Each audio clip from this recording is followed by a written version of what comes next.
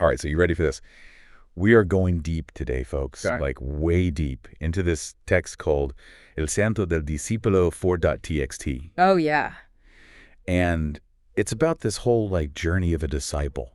It's all about growing and changing and maybe even having some of those aha moments along the way. Right. Those ones where it's like, oh, I get it. Totally. But when you hear that word discipleship, it can sound kind of religious, right? I can see that. Like a little preachy maybe. Yeah.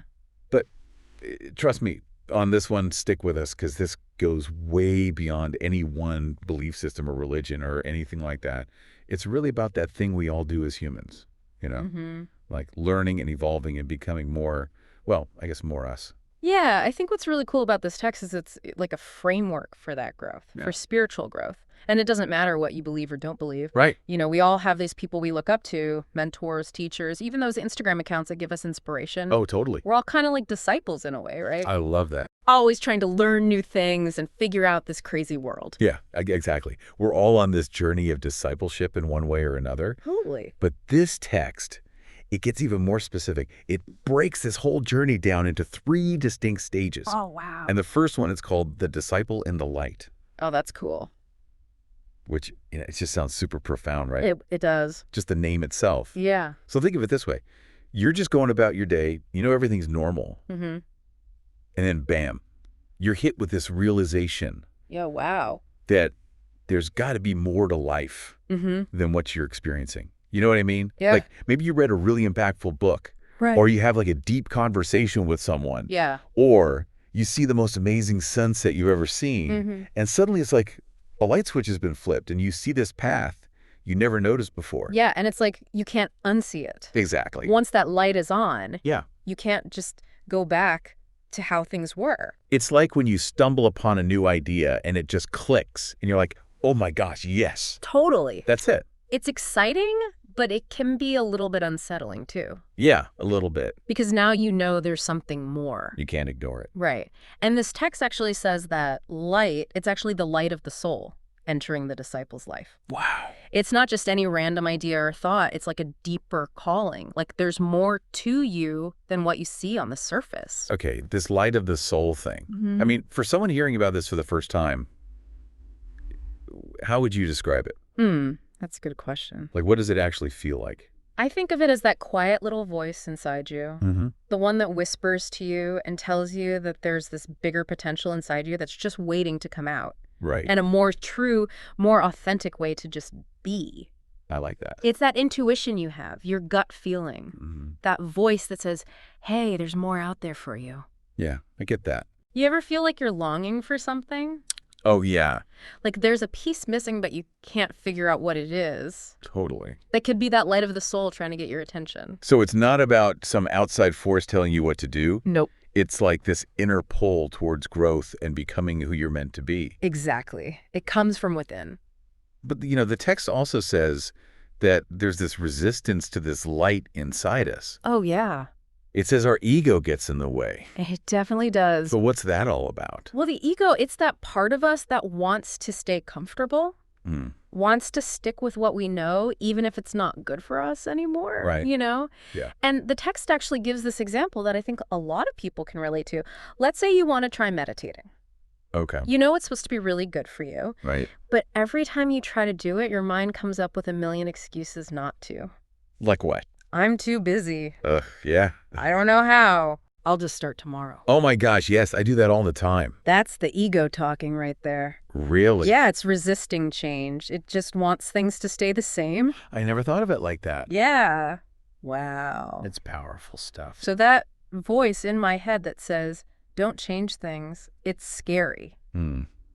That's my ego. That's it. Oh, man, I gotta get to know this guy. Ha. Yeah. But the thing is that yearning for something more, that light of the soul, Right. it doesn't go away just because we ignore it, right? It doesn't. It keeps pulling at us. Exactly. It's persistent. And that creates this tension within the disciple in the light.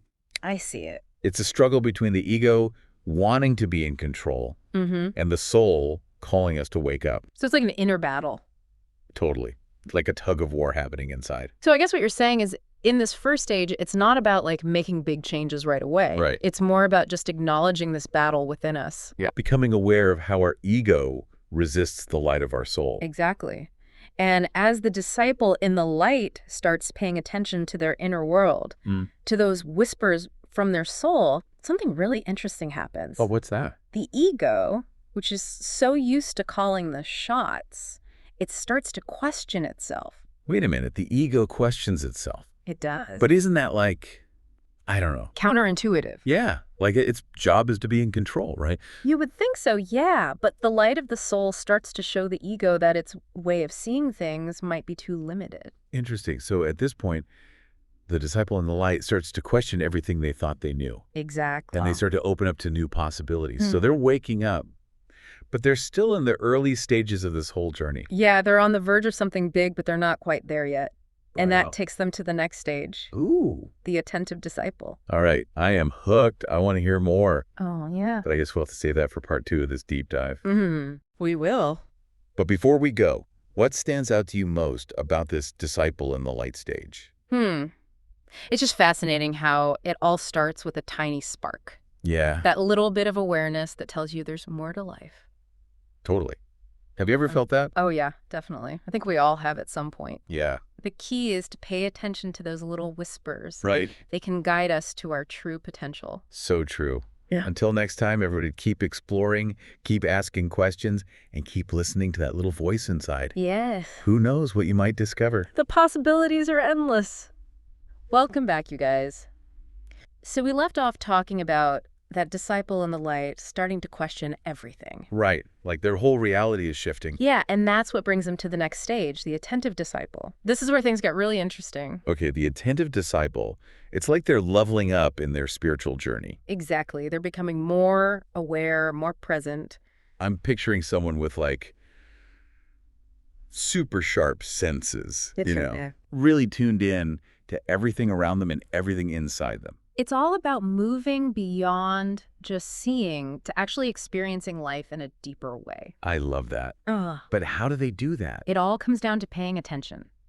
Okay, but isn't that what everyone does? I mean, we pay attention to things all day long. Yeah, but the attentive disciple takes it to a whole new level. How so? They're not just passively observing things, they're actively seeking deeper meaning. So it's like they're looking for the hidden messages in everything. Exactly. They're asking questions, challenging their assumptions. It's like they're constantly trying to figure out the why behind everything. Exactly. And as they do that, they start to see the world in a whole new light. So it's not just about being more mindful. It's about actively searching for understanding. Precisely. They're looking for connections, for patterns. Okay, I get that. Yeah. But the text also mentions that this stage isn't always easy. It talks about true tests appearing. What are those about? Well, think about it. Growth rarely happens without challenges, right? And for the attentive disciple, these tests are like these inevitable obstacles on their path. So what kinds of things are we talking about here? It could be anything that forces them to confront their limitations. Like facing a fear. Yeah, or making a tough decision that goes against what their ego wants. Ooh, that sounds challenging. It is. It's like that inner battle we talked about between the ego and the soul. All right. It doesn't just magically disappear. So the ego is still trying to hold on to control. Oh, absolutely. It's constantly trying to pull the disciple back into their comfort zone. Ugh, I know that feeling. It's like that little voice that says, maybe we should just play it safe. Exactly. But the attentive disciple has developed this ability to recognize the ego's tricks. So they can see when their ego is trying to sabotage their growth. Yeah. They're learning to discern between the ego's voice and the soul's guidance. That's a powerful skill.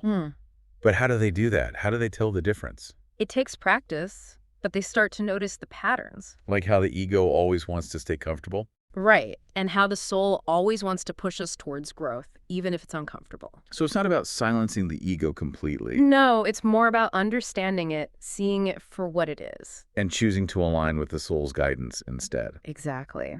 And with each test they overcome, the attentive disciple becomes stronger and wiser. This makes me think about something you said earlier about how we're all disciples in some way. I mean, we all face challenges in life, right? Maybe those challenges are like little tests, too. That's a great way to look at it. Each time we choose growth over comfort, maybe we're moving closer to that attentive disciple stage. Totally. It's all about making conscious choices that align with our true selves. So what happens when the attentive disciple has successfully navigated all these tests? Do they reach some kind of spiritual finish line? That's a fantastic question, and it leads us to the most profound stage of all, the accepted disciple. Okay, I can't wait to hear about that. But I guess we'll have to save it for the final part of our deep dive. We will. Before we go, I'm curious, what resonates most with you about this attentive disciple stage? I think it's a powerful reminder to slow down and really pay attention to the world around us and the world within us. Yeah, I think we could all use a little more of that in our lives. Absolutely. Welcome back to the deep dive, everybody. So we've been on this journey with the disciple. We have. From that first spark of awareness to the attentive disciple learning to pay attention and all those challenges they face. That's tests. Right. So, And now we get to the final stage, yeah, the big finale. the accepted disciple. That's right. This is where things get really interesting. I think so. It's like they've graduated to a whole new level. They've moved through the ego struggles, learned to listen to their soul, and faced all those tests life throws at them. Okay, so they've basically mastered the game. In a way, yeah. And now they start this new path, what the text calls the path of initiation. Okay. Path of initiation. It sounds kind of secretive, It does, doesn't it? like some ancient ritual or something. Yeah, like a secret society. But really, the term initiation shows up in a lot of different cultures and traditions, and it usually involves some kind of transformation, like a deepening of knowledge and responsibility. So it's like a rite of passage. Exactly, like they're moving from one level of understanding to a deeper, more profound level. So at this point, it's not just about personal growth anymore. Right. It's like they're taking on a bigger role in the world. Yeah, and that often means service to others. Oh, interesting. The text mentions that the accepted disciple's life, it starts to be all about helping others. Because like once they've experienced this amazing transformation themselves, they want to share it with everyone else. Exactly. They want to spread the joy and help other people find their own path. And does that mean like they become some kind of guru, up on a mountaintop? Not necessarily. It's more about integrating this new wisdom into their everyday lives. Okay, so like little acts of service. Yeah, exactly. It could be something as simple as listening to a friend who's having a hard time, or just bringing a sense of peace and understanding to every interaction they have. So being an example for others. Exactly. But there's this one phrase the text uses that I love. Oh, which one? It says the accepted disciple is fused with their own essence. Ah, yes. So what does that even mean? It means they've let go of all those layers of conditioning and those beliefs that were holding them back. It's like they've finally discovered who they truly are. Yeah, they found that unique spark inside themselves, that essence that makes them, well, them. And that can be pretty powerful. It is, but it's not always easy. The text also says their way of seeing the world has changed so much that they might feel like a stranger to their old life. Yeah, I can see that. Growth can be lonely sometimes. Right. As they evolve, their values and priorities might change. And they might find that old relationships and ways of thinking just don't resonate anymore. So it's not about becoming judgmental. It's about recognizing that we're all on our own journeys. And those journeys might take us in different directions. Yeah, exactly. It's like the end of one chapter and the beginning of a new one. And the text actually ends on this really intriguing note. It says, this is where the path of initiation is born. Which, sounds like there's still so much more to explore. There is. The path of initiation is a journey in itself. It unfolds as the accepted disciple continues to learn and grow. It's not a destination, it's an ongoing process. That's pretty beautiful, actually. I think so. So as we wrap up this deep dive into discipleship, what's the biggest takeaway for you? What can our listeners learn from all this? You know, what's amazing to me is how this journey reflects the human experience as a whole. We're all constantly evolving, letting go of old beliefs, and becoming new versions of ourselves. It's like we're all disciples in a way, Totally. whether we realize it or not. The key is to do it with awareness, with intention, and to be open to the unknown. And to remember that we're all in this together. Absolutely. We're all connected. We're all trying to figure out this crazy, beautiful thing called life. And that's a wrap on this deep dive, folks. Until next time, keep exploring, keep questioning, and keep listening to that inner voice that guides you towards your true self. Couldn't have said it better myself.